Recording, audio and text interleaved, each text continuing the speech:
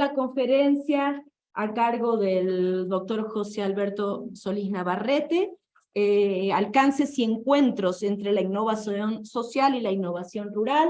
José Alberto es economista, maestro en ciencias y doctor en ciencias del desarrollo regional. Cuenta con diplomados en propiedad intelectual, vinculación, transferencia de tecnología, administración y gestión de proyectos de innovación. Ha colaborado con el Consejo Estatal de Ciencia y Tecnología, la Universidad Michoacana, la Universidad Tecnológica de Morelia, la Red Nacional de Consejos y Organismos Estatales de Ciencia, la Red Temática CONACYT y diversas redes estatales. Se ha sumado a la red, es miembro fundador también de la Red Latinoamericana para la Innovación Rural. Actualmente fue investigador de cátedras CONACYT, comisionado a la Universidad Autónoma de Guerrero, y ha formado recursos humanos a nivel de licenciatura y posgrado. Actualmente es investigador de aquí del Centro de Investigaciones en Geografía Ambiental, donde desarrolla las líneas de investigación de políticas públicas para el desarrollo territorial, la innovación social y la innovación con enfoque de negocios y sostenibilidad. Entonces, muchísimas gracias, José Alberto, gracias. por tu presencia. Muchas gracias, Ana, y muchas gracias a todas, a todos quienes están presentes en esta conferencia, ¿no? De manera virtual, de manera presencial. ¿Puedes avanzar con esto? Ah, perfecto, muchas gracias. Perfecto, muchas gracias. Sí, bueno, pues la idea de esta conferencia es precisamente hablar un poco entre los encuentros que existen entre la innovación social y la innovación rural. Si bien, bueno, como ya lo ha comentado la doctora Alejandra, la innovación es un concepto, pues, multidimensional, es un concepto muy difícil de conceptualizar en términos prácticos, en términos de la aplicación, ya que tiene diversos enfoques, se puede aplicar a diversos sectores, es un concepto inter y transdisciplinar. En ese sentido, bueno, pues hay muchos debates en torno a eso. Ahora, si hablamos en términos de lo que es la innovación social, pues todavía es un concepto más emergente, porque todavía hay es muy difuso en el sentido de cuáles son los alcances que tiene la innovación con respecto a alcanzar y resolver problemas y necesidades sociales. Y más aún, si lo llevamos todavía a un espacio territorial, bueno, esto lo hace todavía más complejo, ¿no? Porque en un territorio pueden suceder una infinidad de cambios que pueden ser considerados algunos como innovaciones, otros no. Sin embargo, pues la emergencia de este tipo de innovaciones es difícil primero de identificar, desde luego de medir y de poder sustentar si se trata de algún tipo de innovación que genere cambios no solamente en lo económico, ¿no? Sino también en lo social, en lo ambiental, e incluso va más allá a lo institucional, ¿no? Que ahorita vamos a hablar un poco de eso. Entonces, de lo territorial todavía es más difuso el concepto, ¿no? No hay, digamos, como una serie de artículos, de autoras, de autores que digamos, esta es la referencia, ¿no? Sobre el nuevo paradigma de la innovación a nivel territorial. Y si lo mandamos todavía a nivel rural, pues todavía el embudo se estrecha más, ¿no? En ese sentido, por ejemplo, aquí tanto Ana como Octavio, también Gerardo por ahí, han teorizado un poco al respecto, ¿no? Existen algunos otros trabajos más que hablan acerca incluso de los sistemas rurales de innovación. Entonces, vamos a hablar un poquito de eso. Pero en términos generales, hablar de innovación, híjole, ahí, bueno, pues me brota lo economista, ¿no? Porque es un concepto que parte de la teorización que se da hace ya casi 100 años desde la perspectiva evolucionista. Hablando desde la óptica, por ejemplo, de la biología, bueno, pues la evolución se da entre especies que buscan adaptarse a las nuevas condiciones que van afrontando, ¿no? Y aquellas especies que logran adaptarse son las que sobreviven. Ese mismo concepto es trasladado al enfoque social, al enfoque económico, en donde propiamente Schumpeter, ¿no? Economista de les comento, hace de 100 años, bueno, pues él hace una investigación, ¿no? Después de la crisis de 1929, la crisis que se dio en Wall Street, ¿no? Y que fue la primer gran crisis del capitalismo global. En ese sentido, bueno, pues él investiga que ocurre un fenómeno muy curioso, ¿no? Pues muchas empresas desaparecen, otras, bueno, son afectadas por la ley antimonopolios en Estados Unidos, pero ante esta crisis algunas se da cuenta que, bueno, que empiezan a sobresalir, ¿no? Y empiezan a crecer y empiezan a seguir vendiendo sus productos y empiezan a posicionarse. Se da una nueva reconfiguración en los diferentes sectores de la economía, a pesar de que ya tuvimos dos revoluciones industriales, ¿no? La invención de la máquina de vapor y luego el Fordismo y Taylorismo, ¿no? De unos años previos. Entonces, dice, bueno, ¿qué está pasando aquí? ¿No? Y se da cuenta de que estas empresas, estas organizaciones que lograron salir adelante, lo hicieron a través principalmente de pues cambios en sus estructuras, detectaron los cambios que estaban habiendo en el mercado y finalmente le atribuye eso a la innovación, le llama un proceso de destrucción creadora o destrucción creativa, ¿no? Entonces, una crisis provoca eso, ¿no? En efectos sociales, en efectos económicos, ¿no? Entonces, por eso se le llama destrucción creativa, ¿no? Y a esto, pues podemos sumarle una serie de definiciones, ¿no? A partir de los años 30 a los años 60 con diferentes autores, ¿no? Y bueno, el concepto siempre va permeando hacia lo que es el negocio, el mercado, lo económico. La innovación busca la ganancia, ¿no? Lo cual, pues no es malo, pero finalmente, como ya también lo han comentado, ¿no? Tanto la doctora Alejandra, la doctora Ana, bueno, pues eso no resuelve los problemas del territorio. Puede crear brechas de desigualdad, puede crear más pobreza, evidentemente, ¿no? Hay innovaciones que no son buenas necesariamente, aunque se haya pensado que lo son, pero bueno, generan externalidades, generan efectos en terceros que finalmente contravienen y afectan el bienestar, ¿no? Entonces, en ese sentido, ¿cuál es el ciclo que tiene la innovación? Entonces, si pasamos ahora sí al video, les voy a proyectar un pequeño video que nos habla muy rápidamente de lo que es el ciclo de la innovación desde el punto de vista del mercado. Está un poquito más atrás.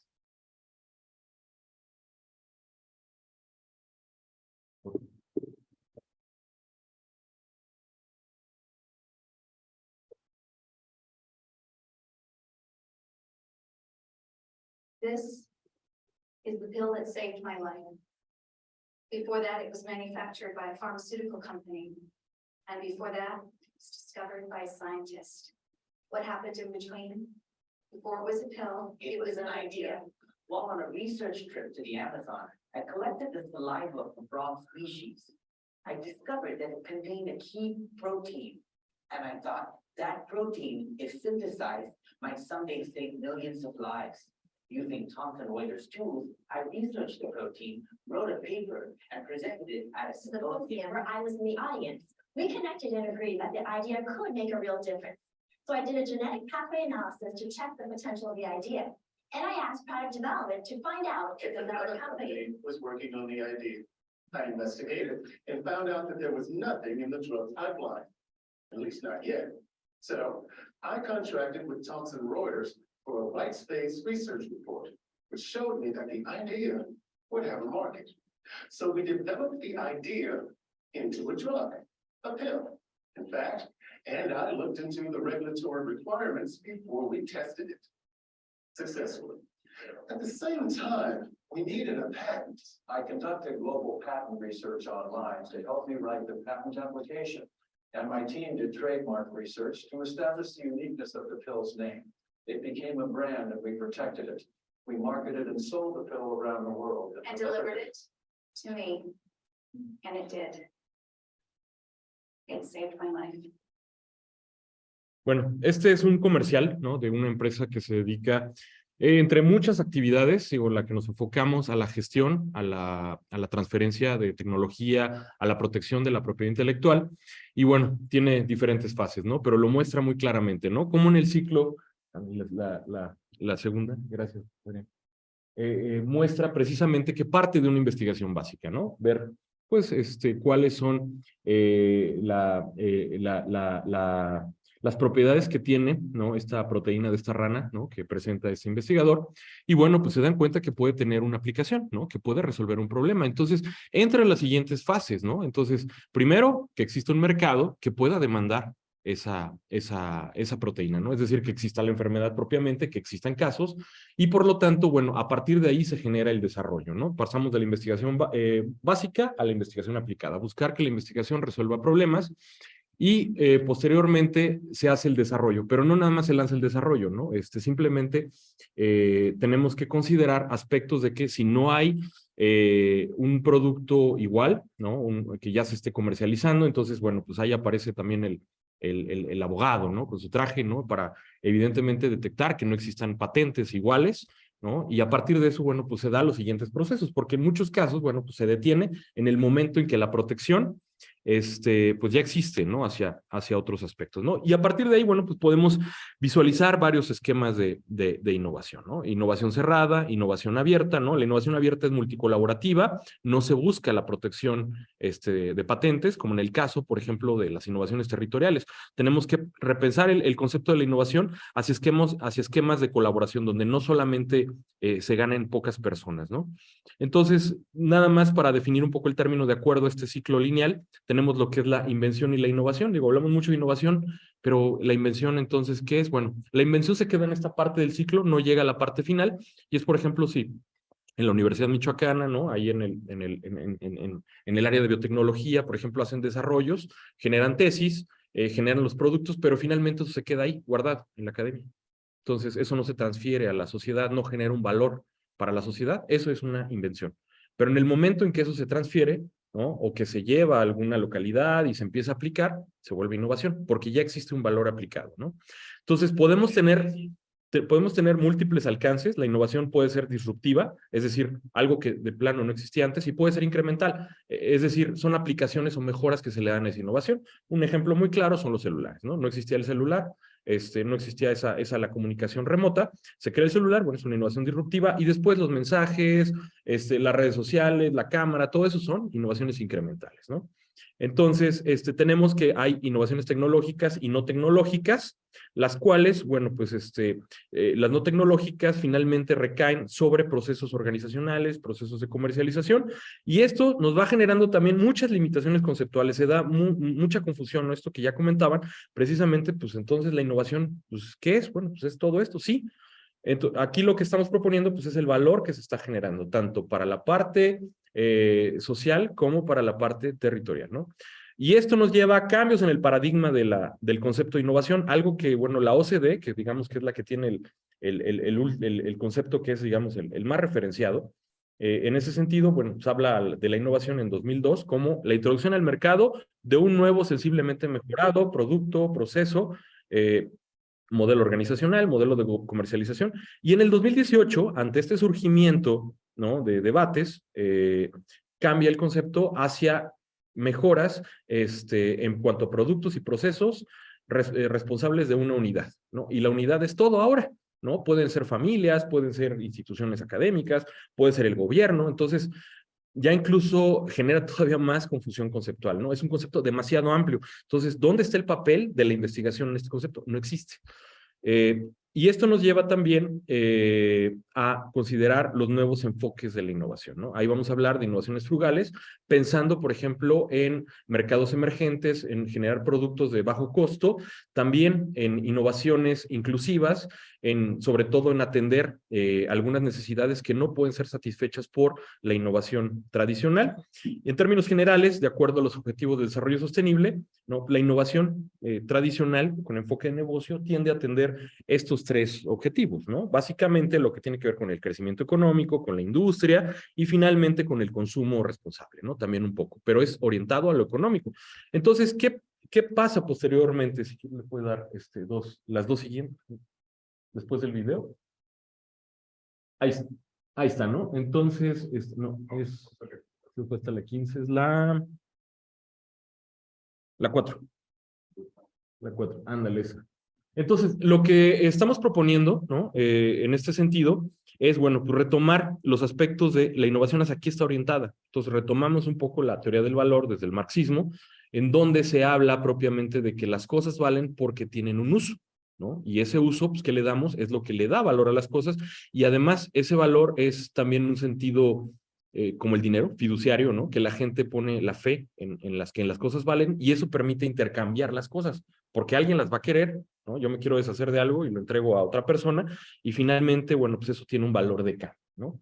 Entonces, se retoma el modelo pluralista, ¿no? De lo que es la innovación, y en este sentido, este modelo presentado por Echeverría lo que considera es que puede existir buenas prácticas, desarrollos en diferentes contextos, pero lo importante es que puede haber diferentes tipos de valor generado, no solamente el económico, de acuerdo a la teoría tradicional de la innovación. Puede haber valor social, puede haber valor ambiental, puede haber valor cultural, ¿no? Y le podemos dar un sentido más amplio, que no está tampoco tan teorizado, valor institucional, ¿no? Entonces, que recae también en la confianza que puede tener las personas entre sí mismas, que genere capital social, y a su vez en las instituciones públicas, ¿no? Finalmente. La siguiente, por favor, Adrián. Entonces, en este sentido, ¿cuáles son algunas de las definiciones que hemos detectado sobre lo que es la innovación social? Bueno, la gran mayoría de ellas se orienta a satisfacer necesidades sociales. Eso es lo primordial. Es decir, motivación social por resolver los problemas a través de la innovación, de buscar atender necesidades sociales a mejores relaciones, a mejores capacidades, precisamente a tener procesos colectivos de aprendizaje, ¿no? Y resolver estos problemas, ¿no? Y contribuyen a cambios sociales y finalmente también que sean más sostenibles y justas, ¿no? Entonces, ese es un aspecto fundamental, que generen cambios sociales positivos. La siguiente, por favor. Entonces, lo que proponemos en este trabajo, ¿no? Junto con la doctora Saray, que por aquí está, y el doctor Jaime Paneque, que también está aquí en el SIGA, es decir, bueno, ¿cuál es la conceptualización entonces que nos permite distinguir a la innovación social del resto de innovaciones? Bueno, primero, para distinguir lo que es una innovación de manera central, son estos que están en color café, ¿no? Eso es lo que nos define que sea innovador o no innovador. Si no tiene la parte de conocimiento, no es innovación, es emprendimiento, ¿no? Pero si tiene aplicación sistemática del conocimiento, es innovación, ¿no? Eso es importante que lo tomemos en cuenta, de acuerdo a lo que hemos comentado del ciclo de innovación, parte de un proceso sistemático de investigación, ¿no? Entonces, que sea nuevo, pues desde luego, ¿no? Eso hace que sea innovador, ¿no? Si no es nuevo, pues también recae en el emprendimiento, ¿no? Entonces, estos dos aspectos, estos dos cuadritos en café, es lo que centra que sea innovador. ¿Qué es lo que distingue de que sea innovación social, de que sea innovación económica? Bueno, pues el resto. El que sea innovación social del resto es la motivación, ¿no? Ese que se ve un poquito más en color oscuro, la motivación. Entonces, si la motivación está orientada a resolver estos problemas que justamente comentó hace un momento el doctor Antonio, ¿no? Resolver problemas de pobreza, si la motivación está centrada en eso, bueno, pues la orientación entonces ya está buscando generar innovaciones sociales. Pero, por el contrario, si busco pues la ganancia, no importa que eso lleve como consecuencia a resolver problemas sociales, hay una motivación económica. Entonces, no necesariamente es innovación social. Para eso tenemos que considerar los diferentes aspectos que están en un color un poquito más, como gris, como gris, como, no sé, un poquito más claro. Desde luego, si la motivación es social, el objetivo es social, ¿no? Entonces, estamos hablando de resolver problemas o necesidades sociales, ¿no? El valor que se genera en una primera instancia es social, ¿no? Si la motivación fuera económica, pues el primer valor que se va a generar, pues es el económico, ¿no? Finalmente, aunque yo quiera resolver problemas sociales y soy en una empresa, ¿no? Pues en ese sentido, pues tengo que recuperar la inversión que estoy haciendo en investigación y obtener ganancias de eso. Ya, bueno, después pasará el resto, ¿no? Que genere los impactos sociales. Se habla de un cambio social, se habla de un impacto, y algo que tiene la naturaleza de las innovaciones sociales es el empoderamiento, ¿no?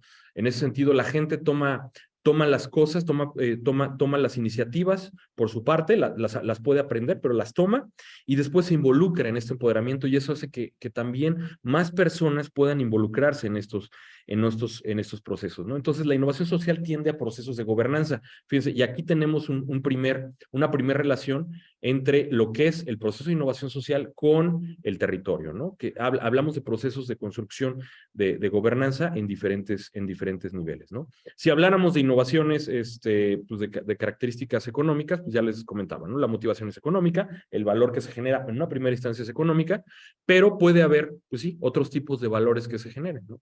En ese sentido. Otros elementos complementarios, bueno, pues es la participación, que cada vez se pueden ir, si las innovaciones sociales funcionan, se pueden ir adhiriendo más personas, eso lleva a un escalamiento, ¿no? El enfoque también suele ser territorial, ahí también en los nuevos enfoques se ha hablado sobre lo que son las innovaciones de base, y finalmente las innovaciones sociales también buscan la sostenibilidad, ¿no? Eso es algo importante, ¿no? Si hay un deterioro, si generan externalidades medioambientales negativas, entonces pues, ¿qué tanto están generando cambios sociales positivos? Quizás en el corto plazo puede hacerlo, pero si en el largo plazo generan estos efectos, entonces, pues, la dejan sugerencia que decía es que ojalá dejan no de quedara generar uno estos detrás de cambios otros, sociales porque una positivos, es ¿no? la comunicación. Ok, entonces, algunos ejemplos de las innovaciones sociales pueden ser, fíjense, innovaciones tecnológicas, tanto de producto, de proceso, porque se suele hablar, no es que las innovaciones sociales son nada más organizacionales, son nada más en procesos de empoderamiento y gobernanza, no, sí hay en aspectos de tecnológicos, ¿no? Y también los hay en no tecnológicos, ¿no? Tenemos también innovaciones, por ejemplo, institucionales, ya les comentaba, que mejoran la relación y la confianza entre el gobierno y la ciudadanía, y ahí, por ejemplo, están las innovaciones públicas, dirigidas por el gobierno, la creación de observatorios, ¿no? Y bueno, N cantidad de experiencias, ¿no? Innovaciones de base, es decir, que partan de la sociedad y que busquen atender problemas socioambientales, ¿no? En este caso, de abajo hacia arriba, ¿no? Que no sean dirigistas, y aquellas que surgen, por ejemplo, de vacíos institucionales y fallos gubernamentales, ¿no? Por ejemplo, en estos libros de nuevos enfoques de la innovación y la innovación, los casos y experiencias de la innovación social, dirigidos por el doctor Víctor Guadarrama, en ese entonces del Foro Consultivo Científico y Tecnológico, habla, por ejemplo, del caso de las telecomunicaciones indígenas comunitarias, un lugar donde no se tenía acceso a la comunicación, a la telefonía, y bueno, la sociedad se puso de acuerdo e implementaron una serie de redes para que pudieran tener ese acceso, ¿no? Y pues, obviamente no hubo ganancia de por medio, es un ejemplo de ello. Otro es, bueno, aquí cerca, la comunidad ecológica de Jardines de la Mincita, que en este caso, desde el punto de vista territorial, serían innovaciones en el periurbano, ni siquiera en lo rural o lo urbano, sino en el periurbano, ¿no? Y en ese sentido se detectan una serie de innovaciones tecnológicas acompañadas de aspectos culturales para difuminar esas innovaciones entre la sociedad, ¿no? Y bueno, programas de acciones basadas en el uso del conocimiento que también mejoren la justicia y la igualdad entre las personas. La siguiente, Adrián, por favor. No son innovaciones sociales, ya comentamos, aquellas que no generan cambios sociales positivos, cualquier tipo de innovación motivada por la ganancia, aunque tenga impactos sociales positivos, ahorita vamos a unos ejemplos, el emprendimiento social no innovador, es decir, si es algo nuevo, pero no llevó un proceso de investigación de fondo, bueno, pues no es innovación, ¿no? Innovaciones sin responsabilidad social y que generen externalidades socioambientales negativas. También innovaciones desde el gobierno, algunas institucionales, que no consideran a la población, que son, ya decíamos, dirigistas, ¿no? Y que dicen, bueno, es que así es que tenemos que hacer las políticas públicas, que no involucren procesos co-creativos y no transiten a la sostenibilidad, pues tampoco van a ser innovaciones sociales, ¿no? Cualquier tipo de innovación frugal, ¿no? Porque están dirigidas a disminuir costos, a atender mercados emergentes, a buscar, pues, la ganancia de un modo distinto, ¿no? Algunos ejemplos, las vacunas, ¿no? Las vacunas, desde luego, ¿no? Pues tienen un impacto social positivo, pero el enfoque es de negocio, ¿no? Así sea, pues dirigidas por empresas, ¿no? La principal empresa que tuvo patentes ahora con la pandemia pues es Pfizer, con más de 60 patentes relacionadas con diferentes aspectos, no solamente la vacuna, ¿no? Y bueno, pues ahí, desde luego, para poder recuperar el costo de investigación de todos aquellos desarrollos que no van a llegar al mercado o que simplemente no funcionaron, pues tiene que compensarlo de alguna forma. Entonces, por eso el precio de la vacuna, pues tiene que compensar esos costos, ¿no? Entonces, la motivación ahí, pues es económica, ¿no? Ahora, el caso de universidades, sí, universidades han participado en el desarrollo de vacunas. La motivación ahí, bueno, pues finalmente es aportar, ¿no? En términos de resolver el problema. Es una motivación más centrada en aspectos sociales. Desde luego, hay universidades cuya motivación ya se centra un poco más en el mercado y tienen empresas lucrativas que permiten transferir lo que están generando, ¿no? En el caso, por ejemplo, de la UNAM, existe una oficina de transferencia de tecnología, ¿no? Pero los fines siguen siendo de acuerdo al objeto social de la UNAM, ¿no? Que es generar conocimiento, difuminar ese conocimiento y vincularlo, ¿no? Entonces la OTT tiende a vincular, pero en otras universidades que tienen varias patentes sobre, por ejemplo, con relación al COVID, estas universidades, estoy hablando de universidades de Estados Unidos, como el caso de Stanford, estoy hablando de universidades de China y particularmente de la Universidad Hebrea de Jerusalén, tienen oficinas de transferencia de tecnología que son empresas privadas, ¿no? Entonces, estas empresas privadas lo que hacen es, pues, hacerlo de una forma, pues, más ágil, ¿no? En términos burocráticos, para poder transferir estas innovaciones. Entonces, ahí ya existe una motivación económica, ¿no? En ese sentido. ¿no? El caso, por ejemplo, de la Universidad Hebrea es un caso muy particular, se lo recomiendo mucho, ¿no? De este tipo de esquemas de transferencia de tecnología. Su OTT se llama GSUM, ¿no? Y bueno, pues ellos iniciaron incluso con investigaciones que tuvieron a desarrollar, por ejemplo, el Tamiflu, que fue usado para el virus H1N1 hace ya algunos años. Bueno, ellos lo desarrollaron y lo transfirieron a Roche. Roche después, bueno, lo distribuyó, ¿no? Pero en términos generales, bueno, todo esto no son innovaciones sociales, ¿no? Ecoinnovaciones, ¿no? Tampoco podrían entrar, gran parte de ellas, porque lo que buscan es atender problemas de regulación, problemas de interés más económico, ¿no? En términos pues, de los mismos cambios institucionales en torno a empresas que están contaminando y bueno, pues ahora se busca que tengan correcciones en ese sentido. Ciertos tipos de innovaciones inclusivas, por ejemplo, prótesis, acceso al sistema crediticio como las microfinancieras. Bueno, pues desde luego las microfinancieras otorgan crédito a personas que no están registradas en el sistema financiero tradicional y por las cuales es difícil poder obtener un crédito, es decir, personas que no pueden comprobar ingresos y pueden obtener una tarjeta de crédito o ir a algún banco múltiple y solicitar ese crédito.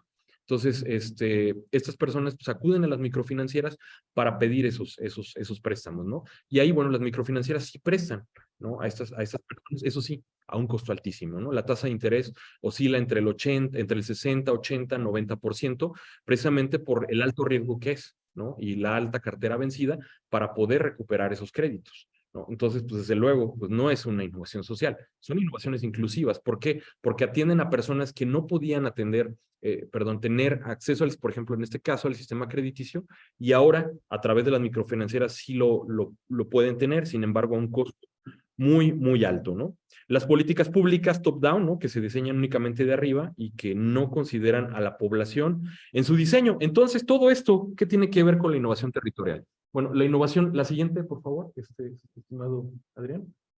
Bueno, esta es la que les comentaba justamente, ¿no? El tema de las vacunas. La innovación territorial la podemos encontrar, sobre todo primero en los primeros aspectos, del 1 sobre todo al 4, en la parte de negocio, en la parte de mercado. Primero en la competitividad, desde el punto de vista nacional y regional. Nacional, bueno, pues ahí está la OCDE, ¿no? Que genera este índice global de competitividad, y regional en los diferentes países. Por ejemplo, aquí en México tenemos el Instituto Mexicano para la Competitividad, que dan a conocer, bueno, pues a través de 12 pilares, entre ellos pues, algunos aspectos institucionales. De hecho, esa es la principal debilidad de México, la parte institucional, y algunos que tienen que ver con industrias emergentes, con innovación, con educación. ¿Cuáles son aquellos territorios mejores para atraer y retener recursos y talentos, ¿no? Esa es la competitividad. Luego tenemos los polos de desarrollo, basados en pequeños nodos, pequeñas áreas de investigación y desarrollo, en los cuales, bueno, pues se centran principalmente empresas, desarrollan actividades, generan algunas colaboraciones y se generan productos, ¿no? Teniendo, por ejemplo, economías de escala. Tenemos las ciudades inteligentes, las cuales, bueno, pues han usado la innovación, han usado la tecnología para poder mejorar sus condiciones de infraestructura, de comunicación, de educación e incluso factores culturales para tratar de hacer sociedades un poco tendientes hacia la construcción de sociedades del conocimiento propiamente. Los sistemas de innovación, ¿no? Que es algo de lo que está más teorizado en términos desde el punto de vista de la innovación territorial, y es precisamente conocer cómo operan estas capacidades en la formación de redes de conocimientos, de recursos entre pues, diferentes sectores, ¿no? Aquellos que, bueno, están generando conocimiento, como las universidades, aquellos que lo demandan, como la sociedad civil, como las empresas, y aquellos que ponen las reglas, ¿no? Y que ponen un marco institucional para que existan estas relaciones, que sería el gobierno propiamente, ¿no? El legislativo, ¿no? En ese sentido, bueno, retomamos algunas ideas de Karayanis, de Provenzano, primero de Skowitz, ¿no? Que teorizan lo que es la triple hélice y que establecen, bueno, pues cómo deben cooperar estos tres sectores, ¿no? La academia, el gobierno y la industria, para generar innovaciones. Después se incorpora la cuádruple hélice, incorporamos al sector social, y finalmente la quíntuple hélice, en donde no es una hélice más, es una hélice que está de fondo, porque todas estas relaciones están basadas en el medio ambiente. Entonces, ahí estamos hablando de una transición socioecológica, ¿no? Entonces, ahí es donde ya empezamos a ver los nodos que puede tener la innovación desde un enfoque hacia la sostenibilidad. Tenemos las ciudades creativas, es un andamiaje construido en la HEC de Montreal, en donde se analizan algunas ciudades que tienen un ecosistema creativo, ¿no? Y ahí, bueno, hablamos de 3 esferas o 3 capas de la sociedad, ¿no? Estas 3 capas de la sociedad son las que van a permitir convertir la creatividad y el conocimiento difuso en innovaciones. ¿Cuáles son estas 3 capas? El underground, que está basada está fundamentada por aquellas personas que se dedican a actividades culturales, que están inclusive no sé, haciendo malabarismo, que son artistas, ¿no? Que se dedican a la música, particularmente a las artes, ¿no? Y tenemos otra capa, la otra capa social, que es el upper ground, que es básicamente las empresas, ¿no? Las organizaciones sociales que finalmente tienden a llevar al mercado, al gobierno, a la sociedad, bienes y servicios, ¿no? De manera general. Y tenemos otra capa social denominada middle ground. Esa capa está centrada por instituciones académicas y por el gobierno que van a permitir que exista un enlace entre el upper ground y el underground, ¿no? Entonces, a partir de toda de esta base de creatividad, puede convertirse en innovaciones. Y esa es la base con la que opera, por ejemplo, el Cirque du Soleil, ¿no? Bajo este esquema, existe una serie de agencias que permiten retener los talentos, atraer talentos y retener talentos, pues ahora sí que de una ciudad megadiversa, cosmopolita, como el caso de Montreal y muchas ciudades de Canadá, en donde pues, la migración de diferentes continentes tiende a intercambiar cultura, intercambiar conocimientos, y eso favorece que, bueno, pues se den este tipo de industrias creativas, ¿no? No solamente el Cirque du Soleil, también la aeroespacial también tiene este esquema, cómo opera allá, y el caso de la industria de los videojuegos, ¿no? Que también está basada en estos esquemas. Y finalmente, ¿dónde queda lo periurbano y lo rural? Pues es lo menos teorizado en este sentido. La siguiente, por favor. Entonces, la innovación territorial, desde su conceptualización, todavía es más difusa, ¿no? Porque cualquier tipo de innovación va a ocurrir dentro de un territorio. Entonces, ¿qué es lo que va a ser diferente, no? Como ya comentaban también al inicio. Bueno, pues las condiciones y las capacidades del territorio, las que van a limitar o permitir la emergencia de innovaciones en un entorno apropiado. Si en México, si en Michoacán tenemos problemas de inseguridad, tenemos problemas de desconfianza, pues eso finalmente repercute en el tejido social, repercute en las relaciones y eso va a afectar que haya emergencia de innovaciones territoriales, ¿no? Pero, por ejemplo, en el ámbito territorial puede haber relaciones de cooperación, ¿no? Puede haber confianza, la gente se conoce, son familias, y eso lleva a que si tienen problemas, pues puedan solucionarlos, ¿no? De alguna forma, ¿no? Entonces, hay que contextualizar muy bien, pues, de qué tipo de territorio se trate, ¿no? Las formas, ¿no? Adopta distintas formas, puede ser, pues, económica, puede ser social, puede ser tecnológica, puede ser incremental, ahí puede adoptar múltiples formas, ¿no? Y el contexto. La formación de un entorno innovador basadas obviamente en la articulación de capacidades territoriales. ¿Cuáles son estas capacidades? Transformativas, donde están nuevamente las universidades, los centros de investigación, las innovadoras, que son las que valorizan este conocimiento, donde está la sociedad civil, donde están las empresas, y finalmente las institucionales, ¿no? Que es precisamente la política pública, el gobierno, el legislativo, ¿no? En ese sentido, bueno, pues eso es lo que podríamos hablar en esta parte. Entonces, ¿cómo andamos de tiempo? ¿Cuánto? Ok. Ok, entonces, muy rápido. Entonces, lo rural. Entonces, para hablar de lo rural, en México, lo rural, de acuerdo al INEGI, son aquellas poblaciones que tienen menos de 2,500 habitantes, ¿no? Lo podemos, digamos, teorizar más, buscar más antecedentes en ese sentido, y ahí, bueno, pues está las condiciones del espacio geográfico, sobre todo que hay predominio de actividades económicas primarias, ¿no? Prácticamente agricultura, ganadería, pesca, silvicultura, ¿no? Son las actividades predominantes porque son espacios mucho más amplios, ¿no? Pero hay que tomar en cuenta, tenemos que diferenciar, ¿no? El espacio rural en del norte y el sur global. ¿Por qué? Porque en el norte global, la mayor parte de los territorios tienen los problemas básicos resueltos de pobreza, de alimentación. Entonces, el espacio rural, las problemáticas que puede tener entre lo que hay en estos países desarrollados y lo que hay en el sur global, casos como México, como América Latina, como África, pues son problemas mucho más complejos, ¿no? Entonces, efectos que tienen que ver con, por ejemplo, con el cambio climático, con las sequías, tienen consecuencias devastadoras, ¿no? No solamente en desde el punto de vista que se puede estar estudiando, ¿no? Y también, pues, la participación que pueden tener los productos que se generan en las cadenas globales de valor. Y esto lleva a la emergencia de nuevas actividades económicas, como es el caso, por ejemplo, el turismo rural. ¿Sí? La siguiente, por favor, ¿no, Adrián?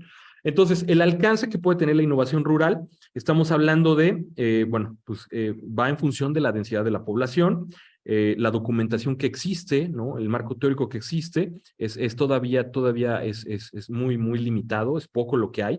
Y también las experiencias es más difícil de replicar, precisamente por esto, por los diferentes contextos que hay en el espacio rural, ¿no?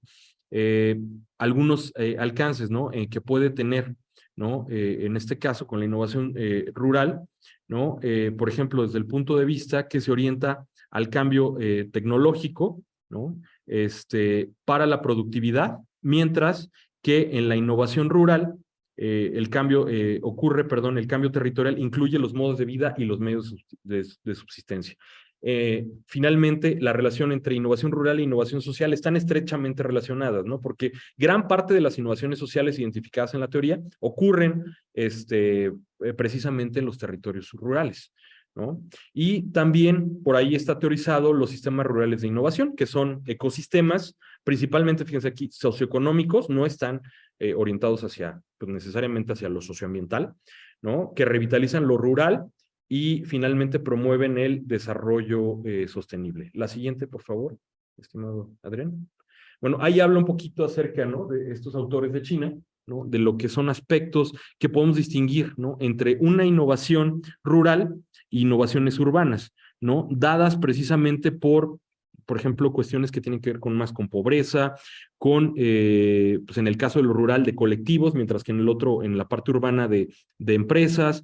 Entonces, ahí se va centrando, ¿no? Uno es en el valor que se le da a las personas, a los problemas sociales, ¿no? Y es precisamente que lo rural tiene mucha más implicación, la parte social que la económica. Y en la parte urbana, la implicación es mucho mayor en el sentido económico, ¿no? En ese aspecto. La siguiente, por favor. Y bueno, algunos aspectos de política pública que podamos articular entre estos tipos de innovaciones, ¿no? La innovación social, por ejemplo, ya se considera en agendas y programas estatales de ciencia, tecnología e innovación. Por ejemplo, aquí en el caso de Michoacán, la innovación social es parte de los ejes, pero de manera general, ¿no? En el Estado, en México, en gran parte de los territorios, bueno, aparecen agendas, pero falta todavía institucionalizar a través de programas, ¿no? Algunos han recaído en algunas acciones, por ejemplo, que hace, disculpen, ahí no es INADEM, es INAES, ¿no? Y otros han derivado en apoyos a problemáticas amplias, por ejemplo, que los ha centrado a través de convocatorias de los PRONACES, de CONACYT y los PRONAI, ¿no? Pudiendo detonar, y varios de esos proyectos seguramente han detonado y están detonando innovaciones sociales, pero se trata de programas marcos para problemas nacionales generales, y bueno, sobre eso ver qué tipo de proyectos se pueden estar detonando. En el caso de innovaciones rurales no existen agendas para ello. El día de mañana en el debate precisamente, bueno, pues lo que se busca es generar estas agendas, y con la participación, por ejemplo, aquí de LICTID, a través de la doctora Alejandra, también va a estar un investigador del Centro de Estudios Rurales y Agroalimentarios del Congreso de la Unión. Bueno, pues la idea es ir construyendo este tipo de agendas, ¿no? Que consideren precisamente aspectos de la generación de conocimiento, aplicación de conocimiento y resolución de problemas en el espacio rural, no solamente lo que viene haciendo la SADER, ¿no? A través de sus esquemas de transferencia de tecnología, porque están orientados a la producción, ¿no? Y en ese sentido, en lo rural, ¿qué es lo que pasa? Pues se prioriza lo sectorial, finalmente está difuso entre diferentes dependencias, a lo territorial, ¿no? También, ¿por qué? Porque es evaluable, ¿no? Las metas son anuales, y bueno, generar innovaciones y cambios sociales en lo rural, pues no, es difícil tener esquemas que podamos evaluar año con año, ¿no? Entonces, esquemas, por ejemplo, de generación de presupuesto de base cero, presupuesto basado en resultados, sería ponernos en una camisa de fuerza, ¿no? Para precisamente detonar y medir innovaciones en el espacio rural, ¿no? Algunos también programas han recaído también atender el espacio rural en los PRONACES, en los PRONAI, y bueno, también considerar la priorización de los ODS en el diseño de políticas públicas que puedan precisamente favorecer este tipo de innovaciones, ¿no? La siguiente, por favor. Algunas experiencias, sobre todo tecnológicas, de innovación social, en el espacio rural. Bueno, por ejemplo, estos sistemas de captación de agua, ¿no? Que la captan a través de la humedad presente en el aire, y esa humedad, bueno, finalmente recae en unas grandes bandejas y pues, territorios, sobre todo, por ejemplo, en Perú, en Bolivia, donde no hay agua, en Chile, y en varios países de África subsahariana, utilizan estos esquemas. Son, desde luego, innovaciones sociotecnológicas, ¿no? En el espacio rural. Tenemos el trébol de 4 hojas, que es más que tecnológico, sí es organizacional, para disminuir la mortalidad infantil y la mortalidad en los partos, a través de un esquema gubernamental, ¿no? Teniendo ahí un tipo de enlaces que las personas acuden, ¿no? a los territorios rurales de Brasil, y bueno, se dan una serie de pláticas, de charlas, se generan experiencias basadas en la investigación, y eso evidentemente ha funcionado, ¿no? Porque en estas zonas que tenían estas altas tasas de mortalidad infantil, bueno, pues disminuyeron, ¿no? Aquí al lado tenemos el Laboratorio Nacional, ¿no? de Ecotecnologías, bueno, que también hace gran parte de estas actividades. Otras de este tipo de experiencias, bueno, pues aquí las ha liderado también la doctora Ana, ¿no? Con el Bajo Balsas y las diferentes cooperativas, ¿no? En términos de la Jamaica, de la Jonjolí.